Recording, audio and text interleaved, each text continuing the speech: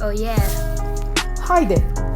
You are listening to the first edition of the India Story podcast, an initiative by Bolo India with Nilanjana Bhaumik.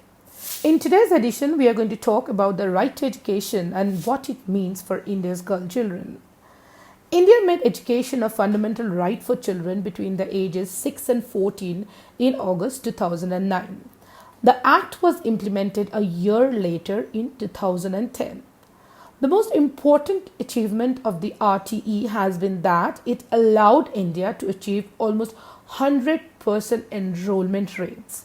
Total school enrollment stood at a record 97.2% in 2018. Since the RTE was implemented in 2010, India managed to not just boost enrollment but also school infrastructure. For example, the fraction of schools with usable girls' toilets doubled, reaching 66.4% in 2018, according to the Annual Status of Education Report or ASER. The proportion of schools with boundary walls registered an increase of 13.4 percentage points to stand at 64.4% in 2018. Now, you would think that this would mean that deterrents to girls getting an education in this country were addressed and that more and more girls were going to school to learn.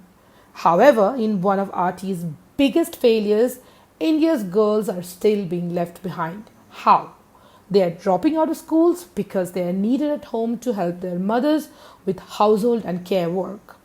It is a pity, a great pity, that Indian parents are still training their girls to become efficient homemakers rather than successful professionals. Not really been sensitive enough.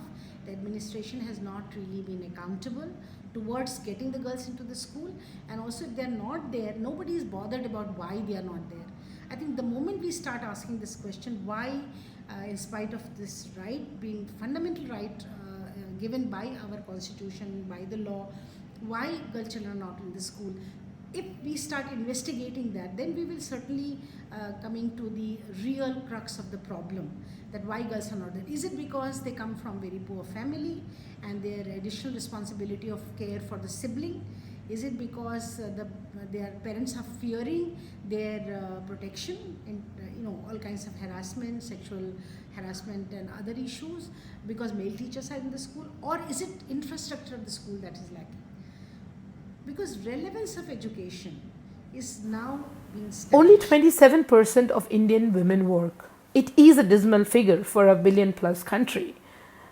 And the change, all of it, needs to begin with the RTE in schools, where girls are encouraged to study with an aspiration to become a professional, not just whiling their time away till they reach the legal age to be married off. The gaps in the RTE will have to be plugged to ensure a true universalization of education. In India, girls are trained to become efficient homemakers who can also read and write and do basic math to maintain the household budget. They need to be trained to become pilots and police officers and teachers and doctors and engineers. Parents know that the girl child has to go for formal education. There is a value for education in our society. This is one thing we have established now. But in spite of all this, if girls are not in school, then collectively we are failing. And this failure has to be really addressed in a very effective manner. As far as Center for Social Research Strategy is concerned, we are getting such children identified in the community. We are helping them with some small financial support, which we raise as a crowdfunding. We also are supplementing their school requirements in terms of school books, school bags, and also calling the parents. That's no more a big difficulty, because parents, as I said, are understanding the value of the education. So from the multi-pronged strategy that we have managed to emphasize on retention. What do you think the government should do to ensure that schooling becomes an exercise in empowerment, especially for India's girl children? Leave us your feedback below or email us. Here's our wish list. Right to education needs to become right to quality education and empowerment for the girl child. It needs to adopt policies to ban housework or agricultural work for girls. It should ban the practice of dumping sibling care on young girls and instead boost the Anganwadi system to provide support to working mothers. The Act should increase its scope to include compulsory education for all children between 6 to 18 years of age. You were listening to a 3-part education series from the India Story podcast, and I am Nilanjana Bhaumik.